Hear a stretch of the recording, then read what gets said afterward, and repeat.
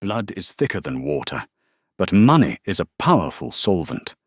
When a multimillionaire eccentric passes away, his greedy family expects a windfall. Instead, one nephew inherits a rusted truck and a seemingly worthless key, becoming the family joke. They were laughing until he unlocked a secret worth millions. The conference room at Foley Hogue, perched high above Seaport Boulevard, smelled of expensive leather lemon polish and thinly veiled greed.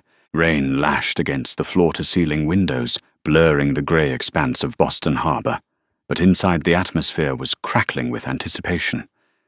Tavian Ashford sat at the far end of the sprawling mahogany table, acutely aware of his frayed corduroy jacket amidst a sea of bespoke tailoring. Across from him sat his Aunt Basia, her posture rigid, dripping in pearls that probably cost more than Tavian made in 3 years as a freelance archivist. Beside her was her son, Redding Tavian's cousin, who spent the entire morning checking his Rolex and tapping his Italian leather loafers against the carpet. They were all gathered for the final act of Theodore Ashford's life. Uncle Teddy, as Tavian knew him, had made a fortune in commercial textiles during the late 70s, eventually selling his empire and retreating from high society to live out his days as a reclusive eccentric. When Teddy died of heart failure at Mass General Hospital 3 weeks prior, Tavian had been the only one sitting by his bed.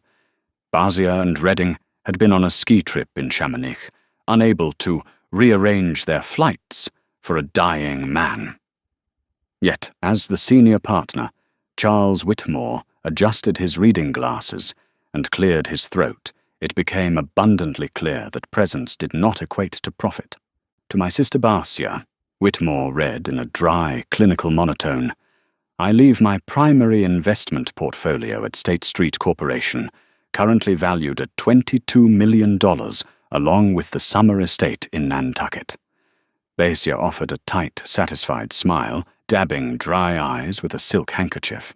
"To my nephew Redding," Whitmore continued, "I leave the Back Bay townhouse on Commonwealth Avenue, the commercial real estate parcels in Chelsea, and the liquid assets held in my offshore trusts." Redding leaned back, folding his arms. He shot a quick smirking glance at Tavian. "And finally," Whitmore sighed, the paper rustling in his hands. He paused, looking over his glasses at Tavian, with an expression that bordered on pity. "To my nephew, Tavian. Tavian, you were the only one who remembered my birthday, and the only one who didn't ask me for a loan. You always appreciated history." Tavian leaned forward, his heart hammering against his ribs. He didn't want millions. He just wanted enough to clear his student debt and perhaps put a down payment on a small studio in Somerville. Therefore, Whitmore read, "I leave Tavian the property at 42 Hollow Creek Road in Lenox, Massachusetts. I also leave him my 1984 Chevrolet C10 pickup truck, currently parked in the garage of said property. Furthermore, I leave Tavian this." Whitmore reached into a velvet pouch on the table and slid a heavy, rusted cast-iron key across the polished mahogany. It came to a stop inches from Tavian's hands. It was massive, at least 6 inches long, with an ornate bow and deeply cut teeth. Silence blanketed the room for 3 seconds before Redding let out a loud, barking laugh. A rusted key, a broken-down Chevy, and the murder cabin in the Berkshires. Redding chuckled, shaking his head. God, the old man really lost his marbles at the end. Well, Tommy, I hope you like chopping firewood. "Redding, please," Basia chastised, though a cruel amusement danced in her eyes. "Your uncle always had a strange sense of humor. Tavian, if you need a few $100s to tow that truck to a scrapyard, just let my assistant know." Tavian stared at the rusted key. His face felt hot, a flush of humiliation creeping up his neck. He had spent months caring for Teddy. He had endured the old man's late-night ramblings, cleaned his house, and held his hand while the monitors flatlined. He hadn't done it for the money, but this felt like a deliberate insult. A final cruel joke from the grave. "Is that all, Mr. Whitmore?" Tavian asked, his voice tight. "There is a brief addendum attached to your portion, Tavian," the lawyer replied gently. "It reads to Tavian, who understood that true value isn't always visible. The engine breathes, but the heart holds the secret. Do not let them take the cabin." Cryptic to the end, Redding muttered, standing up and buttoning his suit jacket. "Well, I have a meeting with a contractor. I want that Chelsea property leveled and prepped for luxury condos by spring." Tavian picked up the heavy iron key. It was cold and rough against his palm. He didn't say another word to his family. He walked out of the high-rise, descended into the damp Boston afternoon, and boarded a bus headed west toward the Berkshires. He had no idea what he was driving into, but he knew one thing: he was not going to let Redding have the last laugh. The drive to Lenox took 3 hours, and by the time the bus dropped Tavian off in the town centre, a biting autumn wind was sweeping through the Berkshire mountains. He hitched a ride with a local farmer to Hollow Creek Road, a winding, unpaved path, choked by overgrown oak trees and thorny blackberry bushes. When the property finally came into view, Tavian felt his stomach drop. Calling it a cabin was a generous stretch. It was a dilapidated 2-story structure of rotting timber, a sagging roof and windows thick with grime.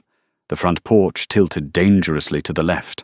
However, the true gut punch wasn't the state of the house. It was the bright yellow notice nailed to the front door. Tavian ripped the paper from the wood. It was a foreclosure notice from Pittsfield Cooperative Bank. Theodore had taken out a mortgage against the property years ago and hadn't made a payment in 14 months. The bank was demanding $42,300 in arrears. If the debt wasn't settled in 21 days, the property would be seized and auctioned. "Do not let them take the cabin," Tavian whispered, recalling his uncle's final note. He let out a bitter, exhausted laugh. "With what money, Teddy, I have $400 in my checking account." He unlocked the front door, the hinges screaming in protest. Inside, the cabin smelled of damp earth and old paper. The living room was a hoarder's paradise, stacked floor to ceiling with yellowing newspapers, broken antique clocks, and dusty mason jars.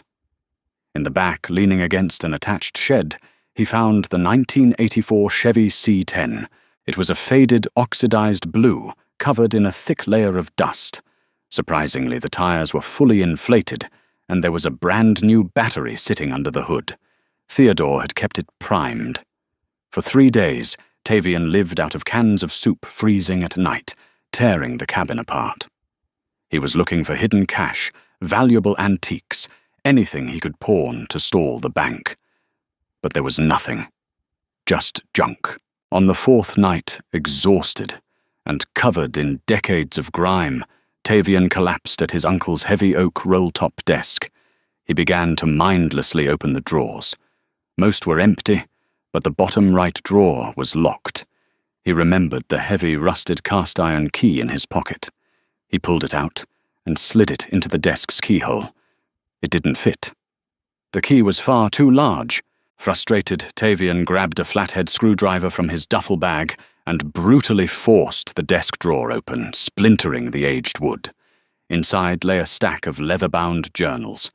Tavian opened the first one, dated 1996. The pages were filled with Teddy's erratic spider-leg handwriting. Much of it was nonsense complaints about the weather diatribes against politicians, but as Tavian flipped through the volumes, a pattern emerged. Teddy had become paranoid in his later years. He believed his sister Bazia and her husband were plotting to siphon his textile fortune. Then Tavian found an entry from 1998, the year Teddy sold his company. "They think I gave it all to the banks. Let Redding strut around like a peacock. The fool doesn't know the difference between paper and permanence. I took the real legacy out of the system, converted the surplus. It is hidden where the fire supposedly consumed it. The key rests in the country, but the lock breathes in the city." Tavian frowned his thumb, tracing the ink. The key rests in the country. That was the iron key he held. The lock breathes in the city. He remembered the cryptic note from the will. The engine breathes, but the heart holds the secret. Heart racing, Tavian grabbed his flashlight and sprinted out to the attached shed where the Chevy C10 sat in the dark. He yanked the driver's side door open. The cabin smelled of stale tobacco and old vinyl. The engine breathes. Tavian popped the hood and shined the flashlight over the greasy V8 engine. He checked the air filter, the carburetor, the battery tray. Nothing. But the heart holds the secret. What was the heart of a car? The engine was the heart. But wait, if the engine breathes. What is the heart? He moved back into the cab, sitting in the worn driver's seat. He stared at the dashboard, the radio, the steering column. He reached under the seats, feeling along the rusty floorboards. His fingers brushed against cold, solid metal beneath the passenger seat. Tavian pulled the seat forward. Bolted directly into the floorboard was a heavy-duty military-grade steel lockbox. It was covered in dust, making it practically invisible in the shadows. He brushed the dirt away, revealing a massive antique padlock securing the latch. The lock bore an engraved stamp, S&G, Sergeant and Greenleaf. With shaking hands, Tavian retrieved the heavy rusted iron key from his pocket. He slid it into the padlock. It fit perfectly. He turned the key. With a loud, satisfying clack, the heavy padlock sprang open. Tavian pulled the lock away and threw open the lid of the steel box. Inside, there was no money, no gold bars. Instead, there was a pristine, waterproof leather folio. Tavian unzipped it. Inside were detailed, hand-drawn blueprints of a massive industrial building. He looked at the title block in the bottom corner of the architectural draft, Ashford Textile Mill, Chelsea Parcel 4. Tavian felt the blood drain from his face. The Chelsea Mill had burned down in a massive, suspicious electrical fire in 1998. It was national news. Teddy had supposedly lost millions in uninsured inventory, prompting his withdrawal from the business world. But attached to the blueprints was a recent property survey, and a handwritten letter from Teddy, dated just 3 months before his death. Tommy, if you are reading this, my idiot nephew Redding didn't bother to check the truck. The 1998 fire was contained to the upper production floors. The subterranean levels, the old Prohibition-era smuggling vaults beneath the mill, are perfectly intact. The fire was the perfect cover to make the world forget those vaults existed. Down there you will find the real Ashford inheritance, 3 tons of it. There is only one problem. In order to keep the lawyers and Redding off the scent, I had to leave the surface property of the Chelsea parcel to him in the will. If he finds out what is underneath the rubble, he will claim it as the landowner. You must get under that property before Redding brings in the bulldozers. Tavian stared at the letter, his mind spinning. The very land Redding was planning to level for luxury condos sat directly on top of Theodore's hidden vault, and Redding had already scheduled contractors to break ground by spring. Tavian looked at the rusted key, suddenly feeling the immense, dangerous weight of it. His family thought they had left him with a joke. They had no idea they had just handed him a map to a war. The Chelsea waterfront in November was a desolate stretch of freezing salt spray, rusting shipping containers and cracked asphalt. The parcel Redding had inherited sat on the edge of the Mystic River, a massive 3-acre graveyard of charred brick and twisted iron rebar surrounded by 10-foot chain-link fencing. Redding wasted no time. Bright red signs bearing the logo of his real estate firm were already zip-tied to the perimeter, proudly announcing, "The residences at Ashford Wharf coming spring, 2027. Tavian crouched in the shadows of an adjacent dilapidated warehouse, shivering in a thick wool coat. Beside him was Arthur Caldwell, a former marine engineer and Tavian's oldest friend from their days working at the Boston Public Library archives. Arthur was built like a freight train, his face smeared with grease paint to cut the glare from the nearby streetlights. He held a pair of heavy-duty bolt cutters and a waterproof tactical flashlight. "You're absolutely sure about this, Tommy?" Arthur whispered, his breath pluming in the freezing air. Because trespassing on prime commercial real estate isn't a slap on the wrist. If your cousin's private security catches us, we're looking at breaking and entering grand larceny, and probably a few terrorism charges, given the subterranean infrastructure.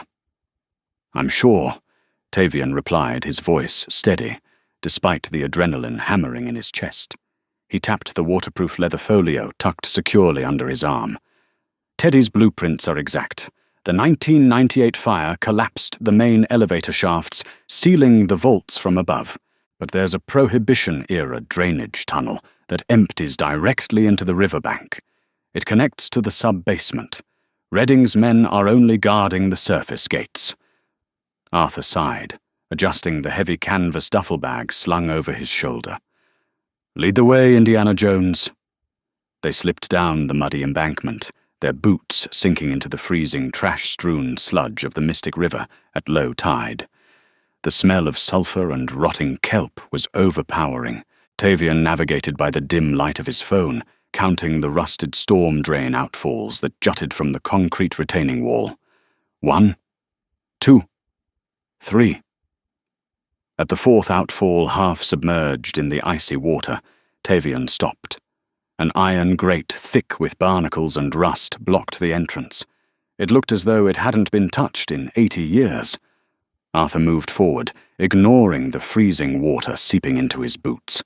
He locked the jaws of the bolt cutters onto the ancient iron chain securing the grate, and threw his entire body weight onto the handles. With a sharp crack that echoed too loudly over the water, the chain snapped. They hauled the heavy grate open, the rusted hinges screaming into the night, and slipped into the suffocating darkness of the tunnel. For 40 agonizing minutes, they waded through knee-deep freezing water. The tunnel was claustrophobic, the curved brick ceiling forcing them to hunch over. Rats scrambled past them, splashing in the darkness. Tavian consulted the blueprint, leading them through a maze of intersecting runoff pipes until they reached a solid concrete bulkhead. Set into the bulkhead was a massive circular steel door resembling the hatch of a submarine. It was oxidized and covered in a thick layer of condensation, but the heavy locking mechanism in the center was pristine, packed with thick marine grease to prevent water damage. Well, I'll be damned, Arthur breathed, running a gloved hand over the steel. He actually built a bunker. Tavian pulled the rusted cast-iron key from his pocket, the very key his family had laughed at, the key they thought was a joke. He stepped up to the hatch, wiped the grease from the keyhole, and inserted it. It slid in with perfect resistance. Tavian grasped the heavy iron bow and turned. Clunk. Deep inside the door, a massive deadbolt retracted. Arthur grabbed the heavy steel wheel on the front of the hatch, strained his muscles, and spun it. The door groaned, breaking its airtight seal with a sharp hiss, and swung open. They stepped into the vault, sweeping their tactical flashlights across the cavernous room. The air was bone dry, preserved by heavy industrial desiccants stacked in the corners. The room was roughly the size of a basketball court, lined with reinforced concrete. And in the center of the room, stacked with meticulous obsessive care on heavy-duty wooden pallets, were rows upon rows of dull grey bricks. Tavian walked slowly toward the nearest pallet. He picked up one of the bricks. It was shockingly heavy cold to the touch, and stamped with a serialized number and the hallmark of a Swiss refinery. Silver. Arthur gasped, shining his light down the rows. Tommy, these are 1,000-ounce commercial silver bars. There have to be hundreds of them. Thousands. 3 tons, Tavian whispered, recalling Teddy's letter. At current market value, 3 tons of pure silver bullion was worth nearly $3 million. But that wasn't all. Arranged on metal shelving against the far wall were dozens of velvet-lined cases. Tavian opened one to find hundreds of pristine, graded Morgan silver dollars and pre-1933 gold double eagles. Teddy hadn't just hoarded metal, he had hoarded history. The numismatic value of the coins alone could double the worth of the room. We need to start bagging the coins, Arthur said, his voice trembling with excitement. "We can't carry the bullion out through the mud, but we can make a dent in the rare stuff tonight." "We aren't taking anything tonight," a voice echoed through the vault. Tavian froze. The sound of heavy boots echoed from the far end of the cavernous room. A set of floodlights suddenly flared to life, blinding Tavian and Arthur. Through the blinding glare, 3 men in tactical gear stepped forward, their hands resting ominously on holstered sidearms. Stepping out from behind them, wearing a tailored cashmere overcoat and a smirk that could curdle milk, was Redding. "I have to admit, Tommy."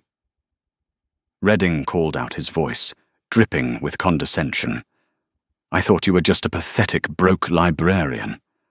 I never imagined you had the stomach for a heist." "Redding," Tavian said, shielding his eyes from the glare.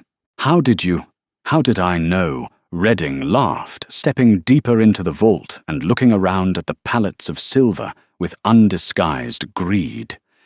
"Did you really think I wouldn't secure a multi-million-dollar development site? The surface is rigged with seismic and acoustic sensors.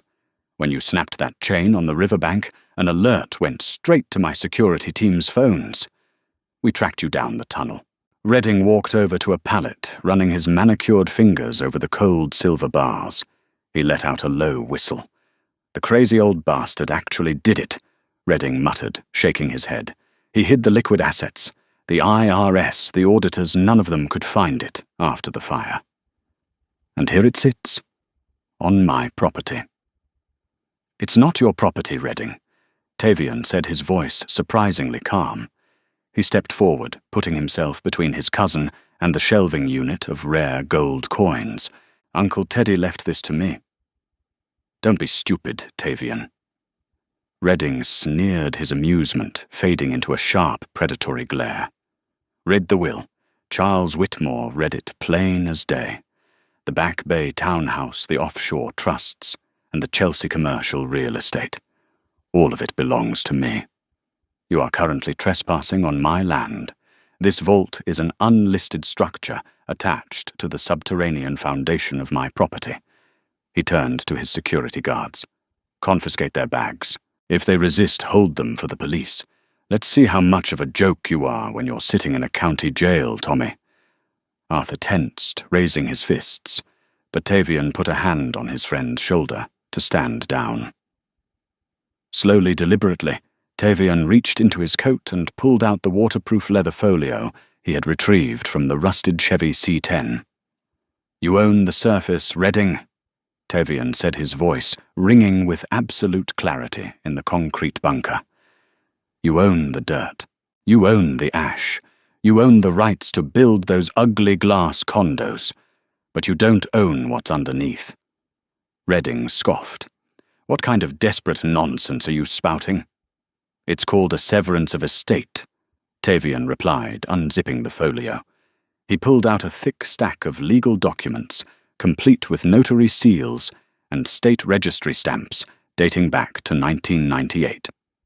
In property law, a landowner can legally sever the subterranean mineral and salvage rights from the surface rights. Uncle Teddy did exactly that right after the fire. Redding's smirk faltered slightly. "You're bluffing."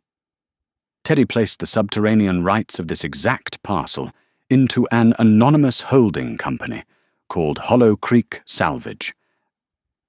"See?" Tavian continued, holding the papers up to the light.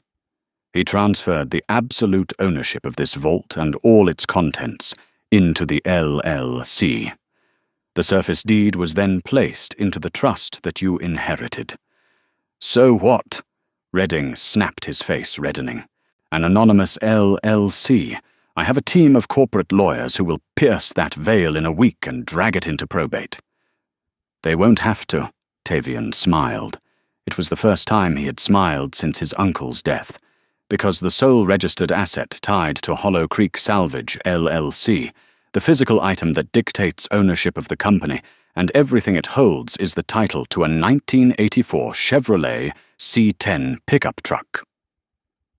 Silence fell over the vault, heavy and absolute. Redding stared at Tavian, the colour draining from his face. The gears in his head were grinding, trying to process the catastrophic legal checkmate. "Uncle Teddy didn't just leave me a rusted truck," Tavian said softly, sliding the documents back into the folio. "He left me the keys to the kingdom, and he left you the dirt on top of it. This vault, the silver, the coins, it is legally mine. You have zero claim to it." You little rat," Redding hissed, stepping forward, his fists clenched. "I'll bury you in litigation. I'll tie this up in court for the next 30 years. You'll never see a dime. Actually, Redding, you're the one in trouble." Arthur chimed in, a massive grin spreading across his grease-stained face. "If Tommy owns the subterranean rights, you can't lay a foundation for your luxury condos. He has the legal right to block any construction that threatens the integrity of his subsurface property. Those developers you signed with, the millions you took in pre-sale deposits, when they find out you can't break ground, they are going to sue you into oblivion."